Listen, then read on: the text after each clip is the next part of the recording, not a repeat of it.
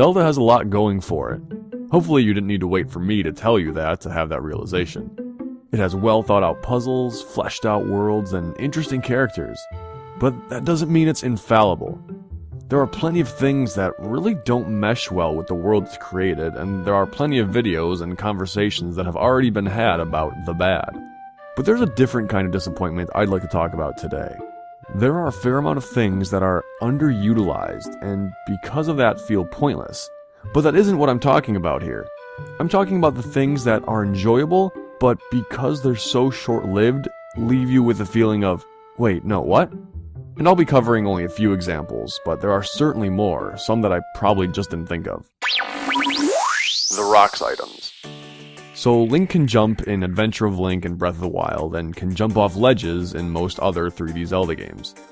Then there are a few games that have the rock's feather that grants the ability to jump, sometimes with an upgrade or separate item in the rock's cape. Then in Adventure of Link, you can use magic to jump higher. And I think it can be agreed on that Link, being a person with legs that bend, can logically have the ability to jump, even if not used in-game.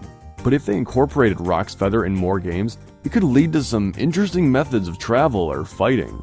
So for some nomenclature lessons, let me begin by saying that most flying birds or dragons use the term rock. There are the Kargaroks, the Helmarok King, and Argarok. This is just my theory, but they're probably related to the Loftwings in some way, shape, or form.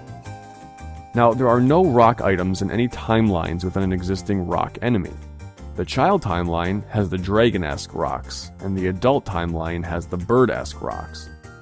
Oddly though, both have the Helmarok King. But the Downfall timeline, while having no enemies with the name, have the rock feathers and capes. Maybe the rocks are extinct and the items are rarities. Maybe they aren't violent creatures in this timeline, therefore can have the feathers taken from them with ease.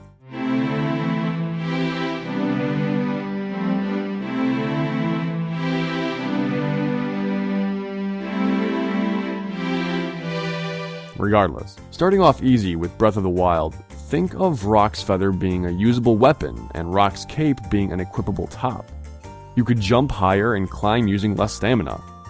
The Rock's Feather would probably only be as strong as the Deku Leaf, so not necessarily the best for fighting.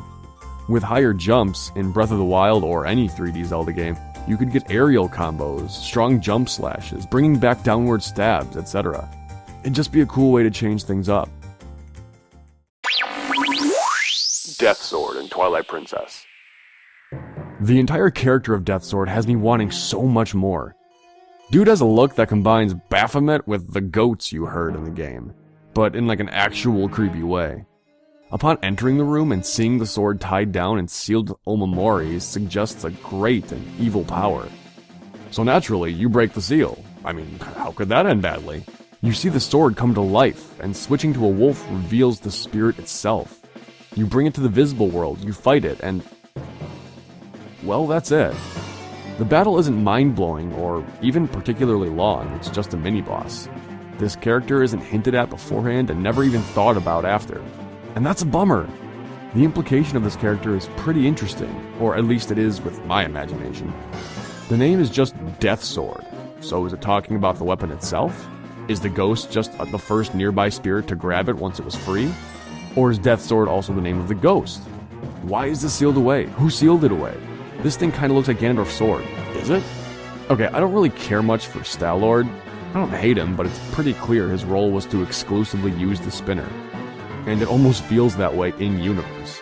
He's not a creature corrupted by a fused shadow or mirror shard. And he's not even particularly difficult. It's like Zant didn't want him to kill you. He just came in and said, "It's time to use your spinner!" So why not make Death Sword the final boss? Litter the Arbiter's grounds with Omamori that you need to remove to progress, but in doing so, free spirits, essentially making this ghost prison a literal prison for ghosts. Have Death Sword in life be the baddest inmate since Ganondorf, and make him still linger around longing for freedom even in death. Make his fight longer, more interesting. Have him really use his sword. Or have the fight give the sword a sort of sentience, so you have to worry about two enemies coming after you. The fight already utilizes both human and wolf forms, so why not flesh that out more? Finally, look at his death. There's no explosion. He never dies. He turns into a swarm of locusts and leaves. This thing is still out there, but nobody cares. Imagine if Death Sword showed up in Hyrule Castle. Imagine if Ganondorf's Sword of the Six Sages broke and Death Sword came to him mid-battle. Look, I've been on this thought for a while now, and I don't want to beat a dead horse. But I do want to beat a dead soul. The Windfish in Link's Awakening. For a being so powerful that he can create a world in his sleep, Nintendo doesn't really pay him much mind, even when he had the perfect way to play a part again in the series in Skyward Sword. Instead, they used a different Sky Whale deity in Levias. I really think they missed an opportunity to make Link's Awakening more connected to the series. I get that there's a case to be made for needing Levias. Koholint Island wasn't necessarily in the Kingdom of Hyrule. I mean, it technically wasn't anywhere, but you get what I mean. Link's Awakening canonically takes place between the Oracle games and A Link Between Worlds. Link leaves Labrina to go to Hyrule when he shipwrecks. Link could be in Hyrule waters, but also be literally anywhere else. The Windfish isn't said to be a deity of any region in particular, so if Nintendo doesn't want him to be a part of Hyrule, sure, you need another character in Skyward Sword. But if they did make the Windfish the guardian of the skies, that would imply that Link's Awakening took place in Hyrule, albeit on probably one of the further reaches. And think about what that would mean.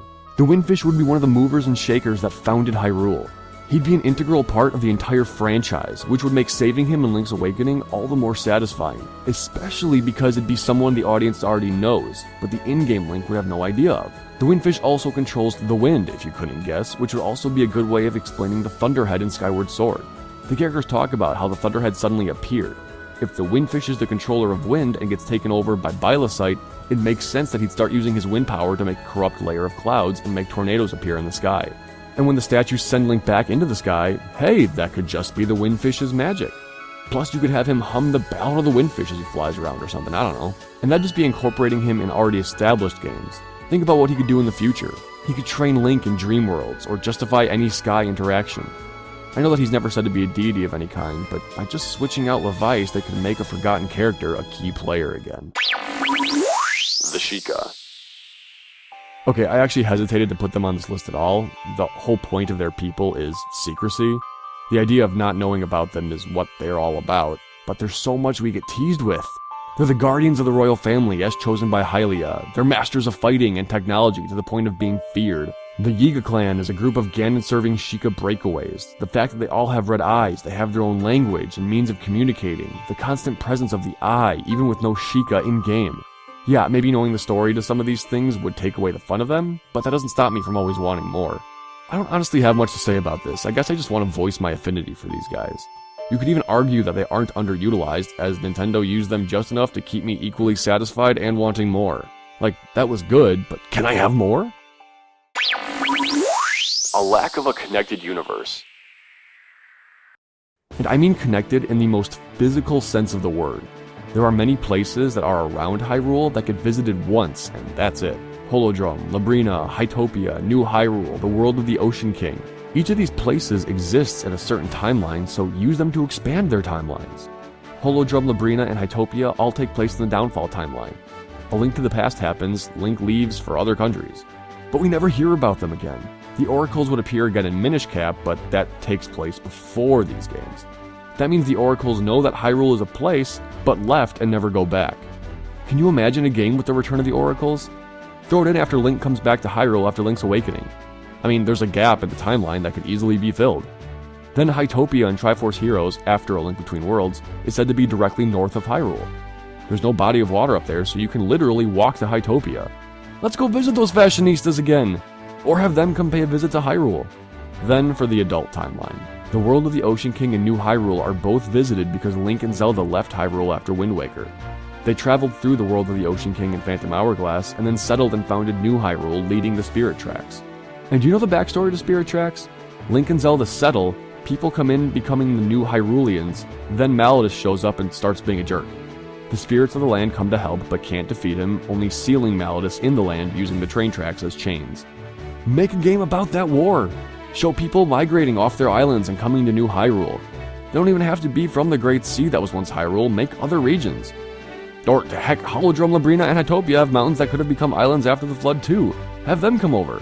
I guess I don't even need whole new games based on these places, but I'd just like to see that people travel from all over the world to visit Hyrule. A line from a character saying, I'm from Enterworld here would be a lot of fun for me. Hyrule is supposed to be this great country, the land of the goddesses. Don't make it some self-sufficiently isolated land. And of course, Termina, Lorule, and Twilight Realm don't get a part in this because they're parallel worlds.